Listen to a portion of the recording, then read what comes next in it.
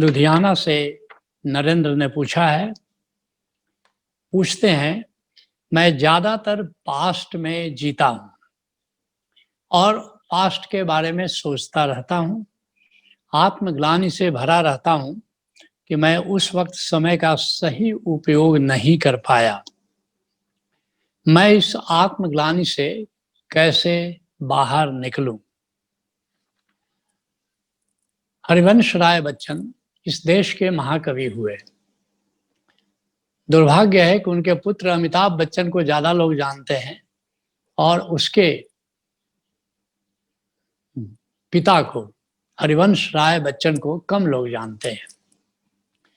जब उनकी पहली पत्नी का देहांत हुआ तो उन्होंने तड़पते हुए एक गीत लिखा, अंधेरी निशा में नदी के किनारे धधक कर किसी की चिता जल रही है।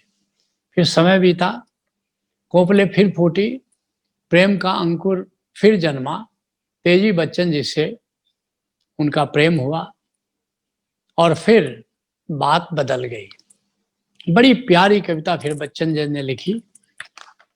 बच्चन जी ने लिखा, जो बीत गई सो बात गई। भाई बात बीत गई, वो हुआ, जो बीत गई सो बात गई।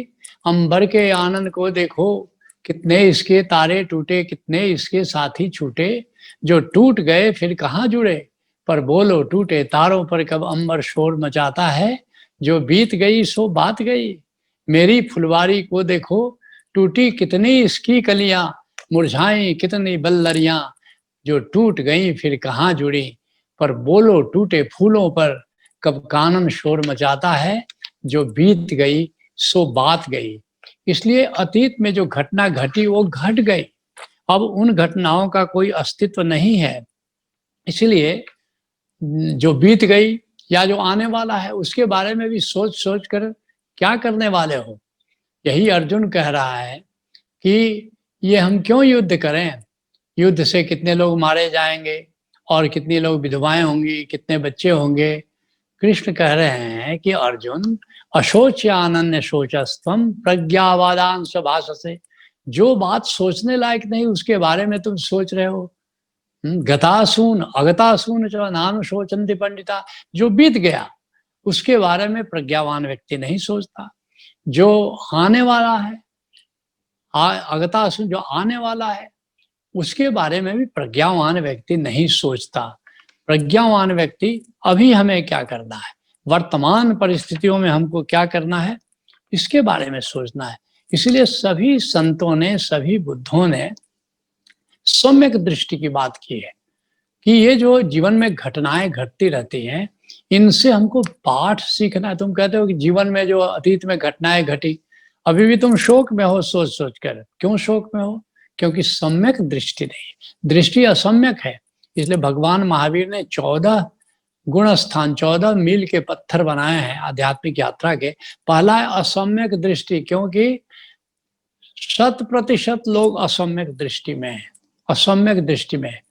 और जबकि पहला जो पड़ाव है, महावीर कहते हैं, अर्थात उनके अनुसार दूसरा गुण स्थान है सम्यक दृष्टि। और भगवान बुद्ध तो अष्टांगिक मार्ग का पहला चरण ही कह रहे हैं सम्यक दृष्टि। सम्यक दृष्टि क्या है? जब आनंद प्रज्ञा में आओगे ओशोधारा के, तो इस बात को समझोगे कि कोई भी घटना घटती है, इसको सीखो, इससे सीखो। क्योंकि घटना में पहला है तथ्य, what is the fact of the incident. तुमने कुछ कार्य किए, कुछ कर्म किए, कभी प्रतिकूल हुआ, कभी अनुकूल हुआ, घटना घटी। अब किसी की मृत्यु हो गई, अब मृत्यु एक घटना है। और दूसरा पक्ष है कथ्य, निगेटिव इंटरप्रिटेशन जो करने लगते हो। काश मेरे दादा की मृत्यु नहीं होती, काश मेरे पिता की मृत्यु नहीं होती, तो हम उनकी और सेवा करते। और जिनके वृद्ध माता पिता जीवित हैं वे कौन सी सेवा कर रहे हैं। लेकिन कथाएं बहुत हैं, लेकिन सत्य क्या है? आज मेरे दादा की मृत्यु हुई, आज मेरे पिता की मृत्यु हुई, कल हमारी बारी आने वाली है। तो इस घटना से सीखो, सीखो कि एक दिन हम भी मरेंगे, और इसके पहले कि हमारी मृत्यु आए हम जीवन के अर्थ को समझ लें और जीवन के अर्थ खोजने में लग जाओ। तो ये बड़ा बहुमूल्य बात है, हर घटना से कुछ सीखो। अतीत में जिन घटनाओं से तुम्हारे मन में शोक पैदा हो रहा है, एक-एक करके फिर से याद करो और हर घटना से सीखो कि तुमने आखिर सीखा क्या?